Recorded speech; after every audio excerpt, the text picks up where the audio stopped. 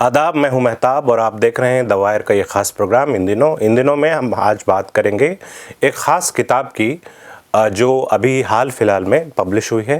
किताब ओरिजिनली हिंदी में लिखी गई है, लेकिन इसका अंग्रेज़ी तर्जुमा भी मार्केट में अवेलेबल है।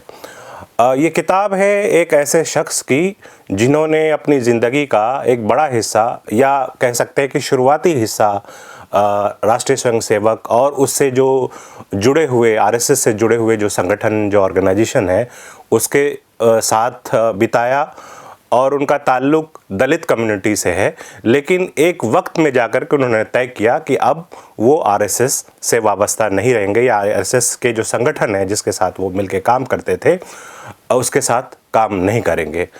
ये किताब जिसका कि हिंदी में मूल जो ओरिजिनल हिंदी है उसका नाम है मैं एक कार्यसेवक था, और इसी किताब को अंग्रेज़ी में भी इसका ट्रांसलेशन आ गया है। इसका ट्रांसलेशन है अंग्रेज़ी में, इस किताब का नाम है I could not be Hindu. तो ये किताब है, ये किताब एक शख्स की कहानी है। ये किताब इसके बारे में भी है कि अभी जो हम राइट विंग या हिंदुत्व फोर्सेस की पॉलिटिक्स देख रहे हैं, जो कुछ पूरे देश में हो रहा है, उसको समझने में भी ये किताब हमारे लिए बहुत मददगार साबित होती है। इसके लेखक हैं भंवर मेघवंशी। भंवर मेघवंशी जी हमारे साथ हैं। वो राजस्थान से आते हैं। राजस्थान का भीलवाड़ा एक इलाका है जहाँ से आदिवासियों का भी इलाका शुरू होता है, वहाँ से आते हैं। वो पत्रकार हैं, एक लंबे समय से पत्रकारिता भी कर रहे हैं, लिखते भी रहे हैं, कविताएं भी कहते हैं, और साथ में उन्होंने सामाजिक कार्यकर्ता के तौर पर भी काम किया, अलग अलग संगठनों से जुड़े हुए रहे। आज हम उनसे बात करेंगे इस किताब के बारे में, दलित होने के बारे में, और एक हिंदुत्व ऑर्गेनाइजेशन संघ के ऑर्गेनाइजेशन में, संगठन में एक दलित होने का मतलब क्या होता है और उसकी वजह से किन परेशानियों का सामना करना पड़ता है, या दलित क्यों आरएसएस जैसी संगठनों में और संस्थाओं में जाते हैं, उसकी क्या वजह है। इन सब चीज़ों के बारे में बात करेंगे। भंवर जी, आपका स्वागत है। Thank you. भंवर जी, जो किताब आपने लिखी है उसमें आपने बताया कि सन 1991 में आपने संघ छोड़ दिया, मतलब और सन 1992 में बाबरी मस्जिद का विध्वंस होता है। उसके बाद 2019 में आपकी ये किताब आती है। तो पहले तो मैं ये समझना चाहूँगा कि इतना समय क्यों लगा आपको ये किताब लिखने में, और अगर ये किताब आप पहले दिन से लिखना चाहते थे तो इतने वर्ष क्यों लगे। दूसरा ये है कि आपने संघ क्यों छोड़ा और क्यों ज्वाइन किया था, ये एक अगर हम यहाँ से शुरू करें तो। जी, आपके पहले सवाल के जवाब में तो मैं ये कहना चाहूँगा कि किताब हालांकि बहुत बाद में लिखी गई, लेकिन 1993 में मैंने पहला एक आर्टिकल इसके संबंध में लिखा, और उस आर्टिकल का टाइटल था कि हिंदू धर्म के ठेकेदार चाहते हैं कि मैं हिंदू न रहूं। और उसमें मैंने आरएसएस के साथ जो अपने अनुभव थे उनको लिखते हुए ये सारी कहानी को छोटे रूप में तब लिख दिया था। उसके बाद 2002 में फिर से मैंने एक संपादकीय, जिस मैगजीन को मैं एडिट करता था, डायमंड इंडिया, उसमें फिर से मैंने लिखा है कि किस तरीके से आरएसएस के लोगों ने के साथ मेरा अनुभव रहा, कटु अनुभव रहा। तो मैं ये बात निरंतर कहता रहा हूँ, लिखता रहा हूँ, लेकिन एक किताब की शक्ल में ये अब आई है। तो इसको छपने में भी 5 साल लगा, क्योंकि ये 2012-13 में लिख दी गई थी, और सोशल मीडिया पर इसको उस तरीके से फेसबुक पोस्ट के जरिए मैंने लिखना शुरू किया था। जी। फिर इसकी पांडुलिपि कई प्रकाशकों के टेबल पर घूमती रही, और हर एक को लगा कि भाई ऐसे समय में जब आरएसएस सत्ता में आ गया है केंद्र में, तो क्यों पंगा लेना चाहिए उनसे। तो अंत में जाकर के किताब को आते आते 2019 हो गया। तो ये भी एक कहानी रही इतना देरी होने की। और आपने जो कहा कि संघ में क्यों गया और क्यों बाहर निकला, जब मैं गया तब मेरी कोई सोच नहीं थी। मैं 13 साल की उम्र में था, और उस उम्र में खेलने कूदने का एक शौक़ होता है। हमारे गांव में भी एक खाली मैदान में खेल कूद की एक जगह शुरू हुई, वहाँ पर कुछ गीत गाए जाने लगे, कुछ बात होने लगी। 6 महीने बाद हमको समझ में आया कि हम जहाँ खेलने कूदने जाते हैं वो आरएसएस की शाखा कहा जाता है उसको, क्योंकि जब झंडा आया, ड्रेस आई, तो जाके मालूम पड़ा। लेकिन तब तक खेलना अच्छा लगने लगा, गाने गाना अच्छा लगने लगा, ये कहना अच्छा लगने लगा कि हम हिंदू हैं और हम सर्वश्रेष्ठ हैं पूरी दुनिया में, हम जगत गुरु हैं। तो वो ऐसे छोटे कारणों के जरिए ये शुरुआत हुई। और चूँकि जिस इलाकों में मैं रहता हूँ, जिन गाँवों में मैं रहता हूँ, वहाँ दलितों को वो सम्मानजनक स्थिति नहीं है।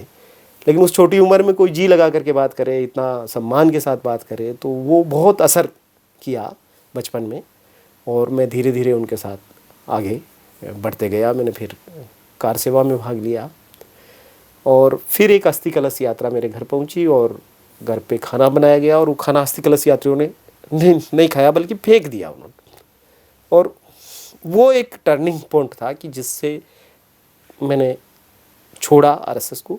सवाल तो पहले भी थे, कुछ कुछ सवाल मैं उठाता रहा जो मैंने किताब में जिक्र भी किए, लेकिन छोड़ने का बड़ा कारण जो जातिगत भेदभाव की घटना प्रत्यक्ष मेरे साथ ही हुई, मेरे घर में हुई, उसके बाद फिर मैंने छोड़ दिया। और एक बात जो आपने शुरू में ही किताब की शुरुआत में लिखी है कि जब आप लोग अयोध्या की तरफ जा रहे थे और कैसे एक शुरू में तो सब लोग थे, तमाम जाति के लोग थे, हर तबके के लोग थे, लेकिन धीरे धीरे जो लीडर लोग थे और के ख़ास मतलब विशेष जाति से आते थे, वो एक एक करके अलग होते गए और कुछ लोग बचे।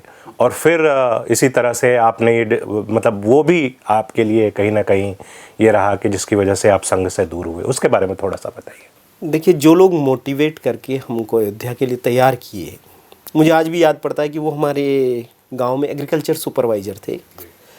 तो वो ला करके सजा करके, माला पहना के, भगवा पट्टी बांध करके और भीलवाड़ा से रवाना किया। वो भीलवाड़ा ही रह गए।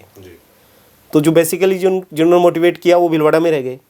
भीलवाड़ा से अजमेर तक जो प्रचारक लोग, विश्व हिंदू परिषद के लोग और बड़े उद्योगपति भाजपा के लोग आए, वो अजमेर तक साथ में थे, अजमेर रेलवे स्टेशन तक भी साथ में थे। लेकिन हम अंदर बैठे और वो नीचे रह गए। और जब ट्रेन चलने लगी तो समझ में आया कि भाई वो नीचे हैं। और हमने सवाल भी पूछा कि भाई क्यों ये पीछे रह गए हैं। तो पता चला है कि भाई साहब लोग और लोगों को भेजने के लिए पीछे हैं और वो भी आ जाएंगे, हमको आगे ही मिलेंगे, अयोध्या में मिलेंगे। लेकिन दरअसल वो कहीं मिले नहीं, वो तो वापस अपने अपने घर लौट गए। तो तब समझ में आने लगा कि हम जैसे लोग जिनको मोटिवेट करके ऐसी चीज़ों में लाया जाता है, मोस्टली मैं अगर याद करूं तो हम तकरीबन 400 लोग थे। उसमें ज़्यादातर दलित, आदिवासी और पिछड़े समाज के लोग थे या फिर साधु संत लोग थे। तो जो वेल सेटल्ड लोग हैं, धनी लोग हैं, समाज में प्रतिष्ठित लोग हैं, अपर कास्ट के लोग हैं, वो लोग हम लोगों को इस काम में लगा करके अपने घर लौट गए थे। और आप देखेंगे कि यही चल रहा है आज भी दंगों में, इन लोगों को आगे करके और वो लोग अपने घरों में आराम से रह रहे हैं। तो ये तो उसके बाद ये सवाल भी उठना शुरू हुए कि भाई ऐसा कैसे किया आपने कि हमको तो भेज दिया आपने मरने के लिए और आप अपने घरों पे आराम से रहने लगे। पर क्या दलित समाज इस बात को नहीं समझता है? मुझे लगता है कि समझता तो है, लेकिन बहुत सारी चीज़ें हैं जो निर्भर करती है। अयोध्या की कार सेवा में जो लोग आए, उसमें कई ऐसे लोग थे जो बीजेपी के एक नेता की फैक्ट्री में काम करते हैं। वो मजदूर हैं और दलित हैं, आदिवासी हैं। उनको वहाँ मजदूरी मिलती रहेगी ये कह करके उनको यहाँ भेज दिया गया। अब ऐसे ही कोई खेत में काम करता है, कोई बनिए के यहाँ से पैसा उधार लेता है। तो बहुत सारी निर्भरता है दलितों की इन लोगों के साथ। ये भी एक बड़ा कारण है कि नहीं चाहते हुए भी बहुत सारे लोग इनकी चीज़ों में दिखावे के लिए सही लेकिन आते हैं। और कुछ हद तक लोग आरएसएस में अभी गए भी हैं, यूथ पढ़े लिखे दलितों में ये अब दिखने लगा है कि वो जा रहे हैं। तो ये दोनों चीज़ें हैं। ये जो पढ़े लिखे लोग जा रहे हैं, जैसा कि आपने शुरू में भी कहा कि जब कोई मन लगाकर, जी लगाकर आपसे बात नहीं करता था, तो वैसे में एक कथित तौर पर सम्मानजनक स्थिति आरएसएस के लोग या जो संघ से जुड़े लोग थे वो आपको देते थे, या ऐसा प्रतीत होता था कि वो आपको दे रहे हैं उस तरह का का सम्मान दे रहे हैं, तो उसका भी असर होता है, उसका कितना असर होता है और वो कितना अभी तक होता चला आ रहा है या उसमें कोई कमी आई है? देखिए, मोस्टली जो लोग आरएसएस से जुड़े हुए हैं, अगर आप उनको देखेंगे तो वो सब पढ़े लिखे या दलितों का जो मिडिल क्लास है वो जा रहा है उसमें।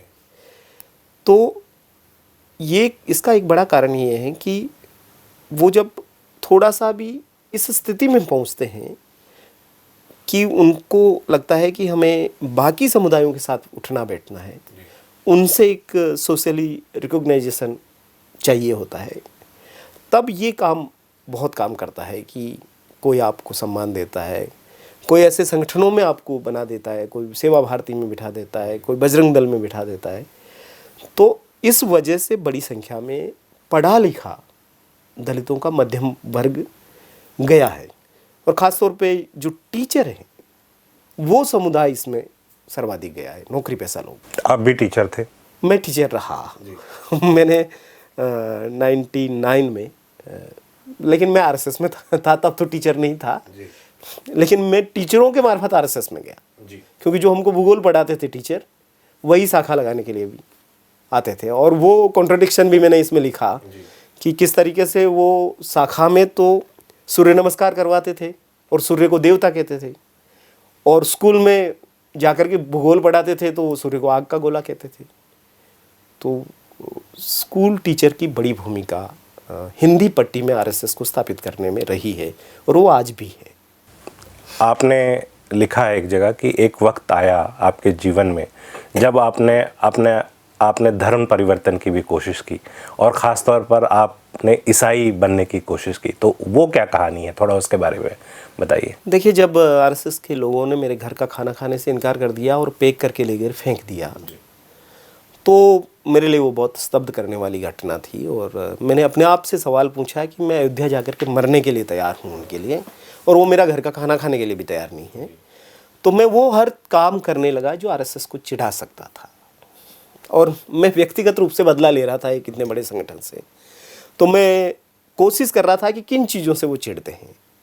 तो जैसे वो मुसलमान से चिढ़ते हैं, लेकिन चूंकि 5 साल आरएसएस में काम करते करते मेरे दिमाग में भी एंटी मुस्लिम एक चीज़ थी कि मैंने ये सोचा ही नहीं कि मैं मुस्लिम बनने के बारे में भी, क्योंकि मेरे दिमाग में तो वही सारी चीज़ें भरी हुई थी कि कट्टर होते हैं, ख़तरनाक होते हैं, वो सारी चीज़ें। लेकिन मैंने सोचा कि क्या किया जाए। तब तक मुझे ये भी था कि जैन, ईसाई, सिख तो जैन, बौद्ध, सिख तो हिंदू धर्म का एक पार्ट है।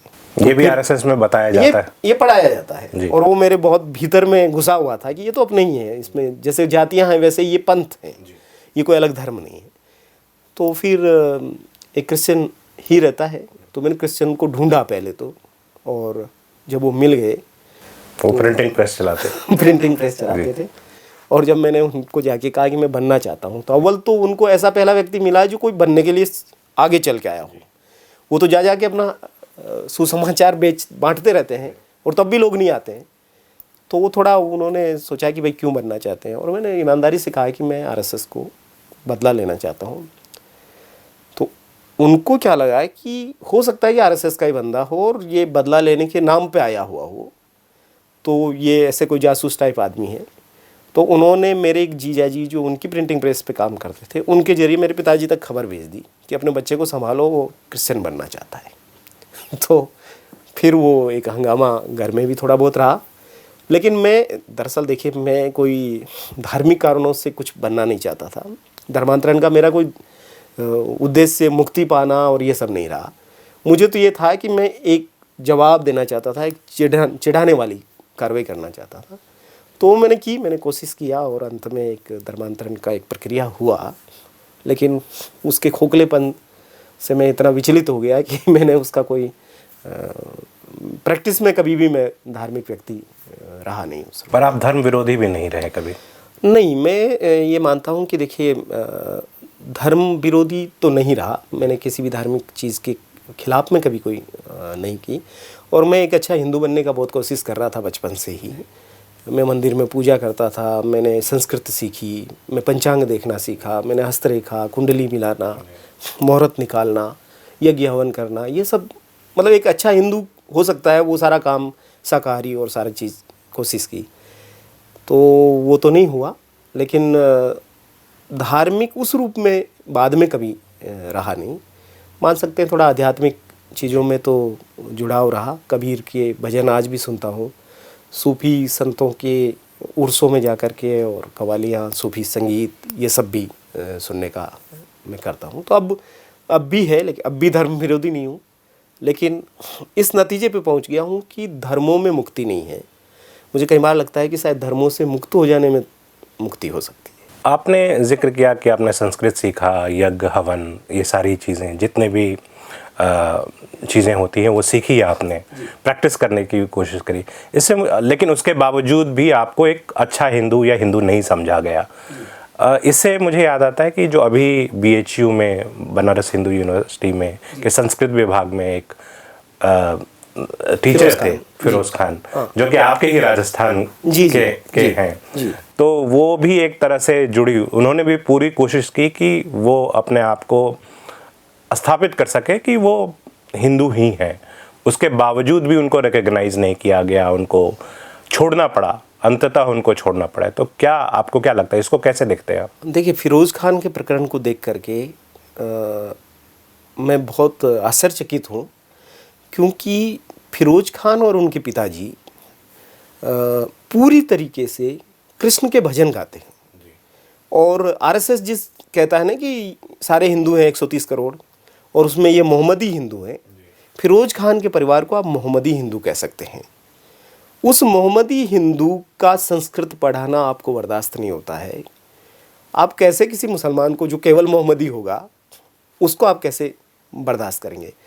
और न केवल फिरोज खान के साथ हुआ, बल्कि शांतिलाल साल्वी जो असिस्टेंट प्रोफेसर हैं उसी डिपार्टमेंट में, उनके साथ भी स्टूडेंट ने हमला किया वहीं BHU में। शांतिलाल साल्वी भी राजस्थान के हैं, और उनका कसूर केवल इतना सा है कि उन्होंने अपनी फेसबुक पर फिरोज खान के पक्ष में लिखा। और शांतिलाल साल्वी की पत्नी जो कि हिंदू है और उनका नाम सकीना है, तो ये कह करके वो प्रचारित किया गया कि सकीना जो है वो फिरोज खान की बहन है, और ये इसलिए उस मुसलमान के पक्ष में है। तो आप देखिएगा कि आप कितना ही अच्छा हिंदू बनने की कोशिश करें, आप संस्कृत में टॉपर हो जाएं, आप जनेऊ पहनने लगे, शाकाहारी हो जाएं, आप शांतिलाल साल्वी हो जाए या फिरोज खान हो जाए, लेकिन आपको नहीं बर्दाश्त किया जाएगा, क्योंकि आप जन्म से वो हिंदू नहीं है जो अपर कास्ट हिंदू होता है। तो कहीं ना कहीं उसकी जड़ में जाति है, आपको ये कहना चाहते हैं? बिल्कुल, जाति है, जाति का गर्व, घमंड, दंभ, और वो भी जन्म आधार जाति वाला जो चीज़ है वो बहुत काम करती है। और मुझे लगता है कि बहुत हेटर्ड है, बहुत घृणा है जाति वाली चीज़ को लेकर के। अगर आप दलित हैं तो आपके साथ, आदिवासी हैं तो हैं ही आपके साथ, लेकिन अगर आप इससे बदल करके क्रिश्चियन हो जाएं या मुस्लिम भी हो जाएं, तब आपके साथ दोहरी हो जाती है। क्योंकि एक तो आपका वो जो पुरानी जाति वाला घृणा थी, और दूसरा आपने एक वो धर्म अख्तियार कर लिया, तो दोहरी घृणा का शिकार आप हो जाते हैं। एक बात आपने कही थी कि जो आदिवासी मिडिल क्लास है या दलित मिडिल क्लास है, उसके लोगों को RSS अपने संगठनों में, बजरंग दल में, या फिर आप ये कह लीजिए सेवा भारती में, या अलग अलग जगह बिठा देते हैं। तो ये जहाँ बिठाते हैं वहाँ वो किसी की पोजीशन में होते हैं या फुट सोल्जर होते हैं? क्योंकि आपने अपनी किताब में ये भी लिखा है कि वो ये नहीं चाहते थे कि भंवर मेघवंशी जो है एक थिंकर हो जाए या सोचने वाला हो जाए। तो ये थोड़ा सा देखिए, RSS की पोस्ट में तो दलितों को वो नहीं बिठाते हैं। RSS ही मूल है। तो मूल में अगर आप देखेंगे, उनके 6 सरसंघ चालकों में से एक भी न तो पिछड़ा हुआ, न आदिवासी हुआ, न दलित हुआ, और अगले 50 सालों में भी कोई हम होने की संभावना। ब्राह्मण में भी एक खास तरह के ब्राह्मण में भी चितवाहन, कोंकणस्थ, जो भी उनके वो होते हैं वही लोग होते हैं। तो वो ऐसे ऑर्गेनाइजेशन में बिठाते हैं जहाँ दंगा फसाद करना है। सर्वाधिक अगर नियुक्तियाँ, सर्वाधिक जगह जो मिलती है दलितों को, आदिवासियों को, वो बजरंग दल में मिलेगी, वनवासी कल्याण आश्रम में मिलेगी, समरसता मंच में मिलेगी। सेवा भारती क्योंकि मुख्यतः काम करती है दलित बस्तियों में, तो वहाँ झोला पुस्तकालय चलाने के लिए, कुछ और चीज़ें करने के लिए, ये सब चीज़ों में वो, तो एक तरीके से आप इनको ये मान लीजिए कि वहाँ भी ये फुट सोल्जर ही होते हैं, वहाँ भी की पोजीशन में नहीं होते, और वहाँ निर्णायक स्थितियों में ये नहीं है, ये निर्णय नहीं कर सकते हैं। निर्णय कोई और ही करता है, ये केवल इम्प्लीमेंटेशन के काम में है। आपने जब आरएसएस छोड़ दिया और कार सेवा में नहीं गए, उसमें शरीक भी नहीं हुए आप, मतलब शुरू के प्रोसेस में शामिल थे, तो उसके बाद आपने क्या किया? अगर 91 से लेकर के आज तक देखें तो क्या किया और किस तरह की चुनौतियां आपको, क्योंकि सामाजिक कार्य तो आप करते रहे और बीच में आपने बहुत सारे कैंपेन्स भी चलाए, हिंदुत्व संगठनों के खिलाफ लिखते भी रहे, बोलते भी रहे, तो उसमें क्या कुछ हुआ? देखिए, जैसे ही मैं निकला बाहर, तो क्योंकि उस समय तो हम स्टूडेंट पॉलिटिक्स में थे, तो सबसे पहले तो हमने एबीवीपी को चैलेंज किया और हमने अपने कॉलेज में भीलवाड़ा में एबीवीपी के अगेंस्ट में एक विद्यार्थी अधिकार रक्षक संघ बनाया और उसके ज़रिए हम कई सालों तक कॉलेज में और आसपास के कॉलेजों में भी काबिज रहे। आज जो आप जेएनयू में देख रहे हैं, ये मास्क लगाए हुए गुंडे, ये हमने बहुत नज़दीक से उस समय भी देखा, क्योंकि तर्क इनके पास तब भी नहीं था, आज भी नहीं है। संवाद ये कर नहीं सकते हैं, लाठी चलाते हैं, क्योंकि इनको लाठी चलाना ही सिखाया जाता है। तो लाठी की भाषा में, गाली की भाषा में ये उस समय भी करते थे। हमारे जो विद्यार्थी अधिकार रक्षक संघ के उस समय के जो अध्यक्ष थे ब्रजराज, उनके सिर में उन्होंने पेचकस घुसेड़ दिया और बिल्कुल मरा हुआ छोड़ करके। ये 91-92 की बात है? मैं 92-93 की बात कर रहा हूँ। तो हम कॉलेज में इनके साथ लड़ रहे थे, हम समुदाय में उसी तरीके से बातचीत कर रहे थे, क्योंकि मुझे तो उन्हीं के तौर तरीके आते थे, मैंने उन्हीं के यहाँ सीखा उन चीज़ों को, तो मैं वही कर रहा था जो इनको वहाँ पर आमने सामने चीज़ें लड़ाई की जा सके। तो बाद के दिनों में छात्र राजनीति में भी, समाज में भी, क्योंकि मुझे मालूम था कि ये सत्संगों के जरिए लोगों के बीच जाते हैं, तो मैं हज़ारों सत्संगों में रात्रि में जा कर के 5 भजन होने के बाद में अपनी आइडियोलॉजी की बात जो इनके खिलाफ होती थी वो बात भी करना मैंने शुरू किया। फिर बाद के दिनों में हमने दलित मुस्लिम एकता पर भी काम किया, हिंदू मुस्लिम एकता पर भी काम शुरू किया। शिक्षकों के भी बीच में, जब मैं शिक्षक रहा उसके बाद, तो फिर हमने शिक्षकों के भी छोटे संगठन बनाए, उनमें भी थोड़ा सा ऐसा विचार जो प्रगतिशील हो, सेक्युलर हो, वो डालने की कोशिश की। मानवाधिकार के मुद्दों को उठाया, आरटीआई के कैंपेन में जुड़े, नरेगा की चीज़ों में जुड़े, निरंतर संवाद किया और इस विचार के साथ इनकी जो घृणा वाला विचार है उसके खिलाफ एक प्रेम का विचार। जब ये त्रिशूल बांट रहे थे तो हमने फूल, गुलाब के फूल लोगों के बीच में बांटे। इनकी त्रिशूल दीक्षा होती थी और हम फूल लेकर के खड़े रहते थे। तो निरंतर आमने सामने का चीज़ें चलती रही और वो अभी भी चलती रहती है। मुझे याद पड़ता है कि एक वक्त में आपने अनाउंस किया कि आप आगे नहीं लिखेंगे, फेसबुक पर अनाउंस भी किया, और फिर उसके कुछ महीनों बाद आपकी वापसी हुई जब आपने फिर से लिखना शुरू किया, तो उसकी क्या वजह थी? देखिए, जिस तरह के ट्रोल्स आजकल सक्रिय हैं, मैं ये तो 4-5 साल पहले की बात, बहुत रिसेंट जी, और मुझे लगता है कि ये नई सरकार आने के बाद की जो स्थितियां थी उसमें जो भी लिखा जाता था उसके नीचे इतनी गाली गलौज लोग लिखते थे, तो मैं उससे बहुत दुखी हो गया। क्योंकि ठीक है, एक लड़ाई और सारी चीज़ें चल रही है, वैचारिक असहमति है, लेकिन इतनी नफरत, इतना गालियाँ, वो बर्दाश्त से बाहर हो गया। तो मुझे लगा कि अब छोड़ देना चाहिए लिखना उखना, क्योंकि समाज का अगर भाषा का स्तर यहाँ पहुँच गया है कि आप बात ही नहीं कर सको, तो फिर मैंने छोड़ दिया, घोषित कर दिया कि मैं लिखना नहीं चाहता ये। लेकिन 1-2 महीने के बाद फिर लौट के आना पड़ा, क्योंकि अंत में हम लोगों के बीच काम करते हैं। और फिर मैंने ये सोचा कि जब लोग लाठी से बात कर रहे थे तब भी हम सक्रिय थे, लाठी खा कर के भी, लड़ कर के भी, और हम गाली खा कर के अगर चुप हो जाएंगे तो ठीक बात नहीं होगी। तो उसके बाद फिर मैंने वापसी करी कि मैं लिखना शुरू रखूँगा। इतने समय से आप दलित आंदोलन, आदिवासियों के साथ, घुमंतू समुदायों के साथ काम कर रहे हैं। आपने अपनी किताब में एक जगह ये भी लिखा है कि एक वक्त में आपको रियलाइज़ हुआ कि ये जो दलित मुस्लिम यूनिटी की बात है वो नहीं हो सकता, इसलिए आपने एक दूसरे तरह का काम करना शुरू किया।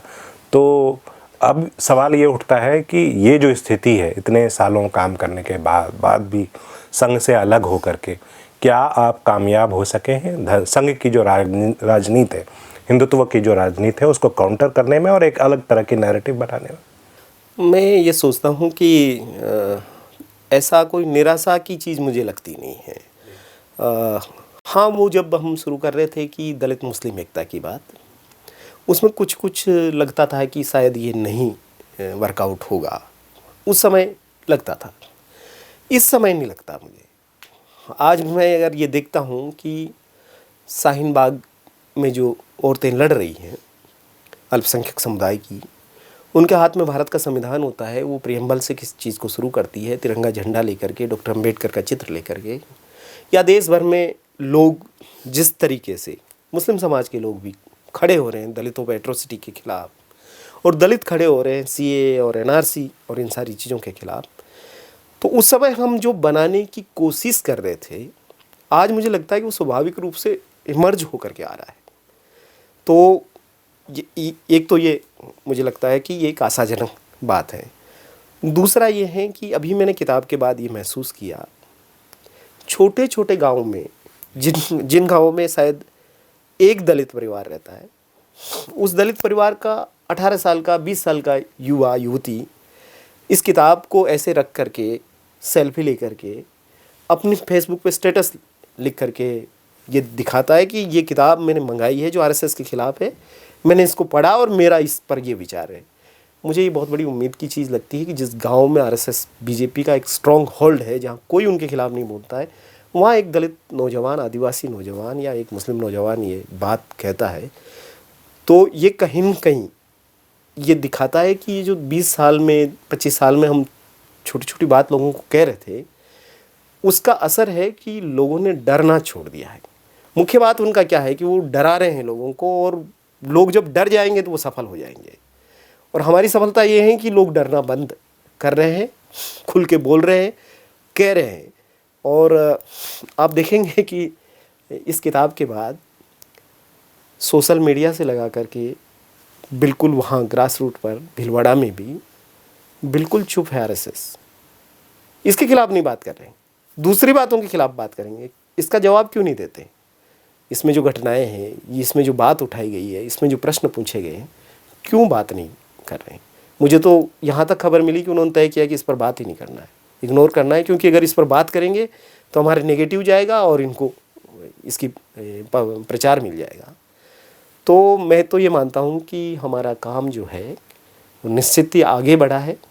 लोग कई प्रकार के काम कर रहे हैं। आज संविधान पर अगर गांव-गांव में, शहर-शहर में चर्चाएं हो रही है, लोग भारत के संविधान की प्रस्तावना उठा करके पढ़ रहे हैं, तो ये जो संविधान बनाम मनुस्मृति का विधान की जो लड़ाई इस देश में खड़ी हो गई है, ये मुझे लगता है कि जन आंदोलनों की और प्रगतिशील विचारों की ताकत है, उनकी सफलता है। एक आखिरी सवाल कि हिंदी में किताब का नाम है मैं एक कार सेवक था, अंग्रेज़ी में इस किताब का नाम थोड़ा अलग है और ये हिंदूइज़्म के बारे में ज़्यादा है कि I could not be Hindu.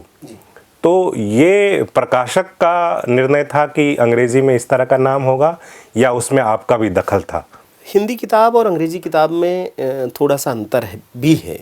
ये केवल इसका अनुवाद है ऐसा नहीं है, उससे 10,000 शब्द इसमें ज़्यादा है, कुछ चैप्टर भी हैं इसमें, और ये थोड़ी केंद्रित है मेरे एक हिंदू बनने की यात्रा पर, और वो यात्रा का सफल नहीं होने पर भी। तो ये निर्णय प्रकाशक और हमारा एक संयुक्त निर्णय था कि अंग्रेज़ी में जो किताब आए वो इस नाम से आए। शुक्रिया भंवर जी हमसे बात करने के लिए।